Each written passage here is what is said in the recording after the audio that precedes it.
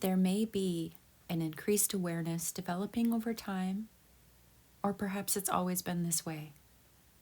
And some of us are only just waking up to deeper and deeper truths of this realm and existence.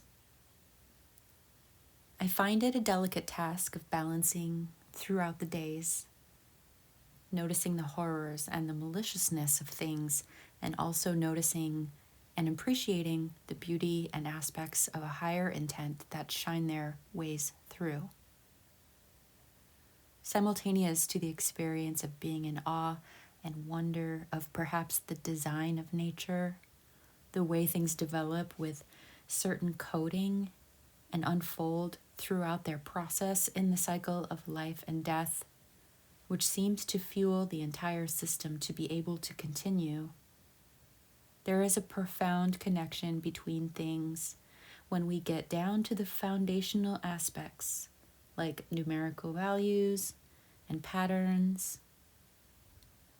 And still, that leads me to feel that it's a code, an equation set in place, and a whole system that operates from that equation. Is there a flaw in this code? Or did some sort of evolution over time and space present a glitch of entropy which has infiltrated everything because it's in the design now?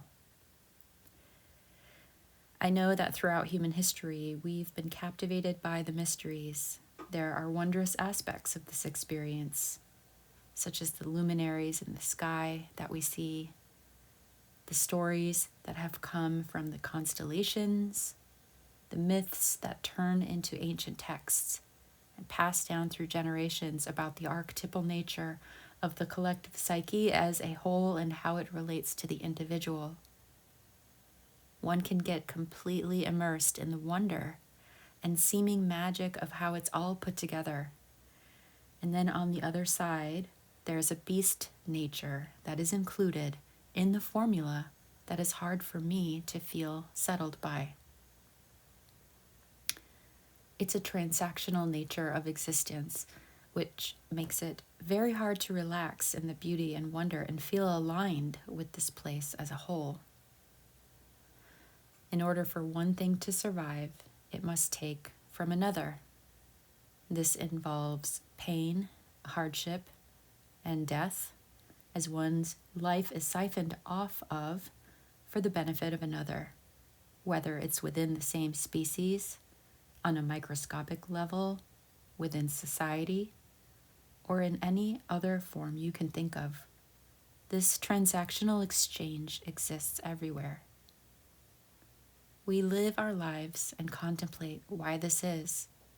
We expand our minds, listen, and release certain beliefs and adopt others from one paradigm shift to another.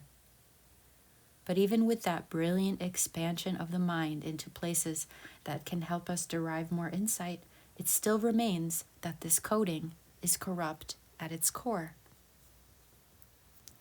I don't agree with this kind of exchange. I don't like taking from something just to survive, and I never have enjoyed it. I wish I could live without needing to take from anyone or anything, whether it's something simple or more complex. Even this pen that I hold in my hand makes me think about how it was produced, who assembled it. Was it made by child laborers in a faraway country? What resources were extracted from the earth to make it? How much energy and suffering went into getting it to my house? These are all kinds of questions I ask myself with everything. Material items, personal dynamics, societal agreements, nature, cycles, everything. Over the past decade or so, as I've learned more about the deeper truths behind the system of our world, and I've been minimizing and being more and more mindful, I've made deliberate choices about the things I interact with and the things I no longer participate in. And it's a constant process of checks and balance, refining my life experience to one that aligns with my truth as best as I can. Carrying this awareness can feel like a great responsibility, and it has. It can weigh heavily on the psyche and spirit as we grapple with the cognitive dissonance of having to participate with the very systems we disagree with. To manage this, I make sure to create time in my days for small sacred moments that soothe my spirit and allow for my authentic light to shine through into this purposefully dulled down world.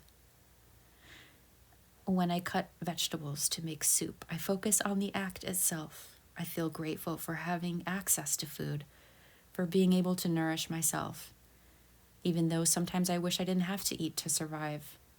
I go through the process gently and am as responsible and mindful as I can be without adding more stress onto my plate. It's a balancing act. I listen to ambient music to keep my nervous system calm and regulated. I focus on not adding more suffering to my experience than what already exists. I pay attention to my self-talk. I speak to myself with encouragement and patience, soothing the parts of me that feel overwhelmed. We're all navigating an incredible, profound, and extreme experience here, each in our own way, yet all within the same system. I remind myself that I don't need to have all the answers. I've been thinking about these things my entire life, over 40 years, and I still don't know how to resolve it. But I do know that I must serve the essential part of myself, the part that knows how to be a proper stewardess of life, this life or any other. How do I better serve that part of myself? How do I honor my own integrity, values, and sense of responsibility? This is the question I keep coming back to. I don't have it all figured out, but each day I try to live with intention. I do what I can to align with my values, to minimize harm, and to live with as much respect and awareness as possible. And that's how I move forward. I do not wish to continue participating in this confusing realm with corrupt coding. When I'm no longer in this body, I let go of my attachments to this life and I move on. As I refine things to align with my heart of hearts in this realm, I will continue doing the same beyond. Thanks for listening to my talk today. I hope that you're feeling all right and can access streams of courage and resilience for yourself as well. Take care and drop a comment down below to share your thoughts.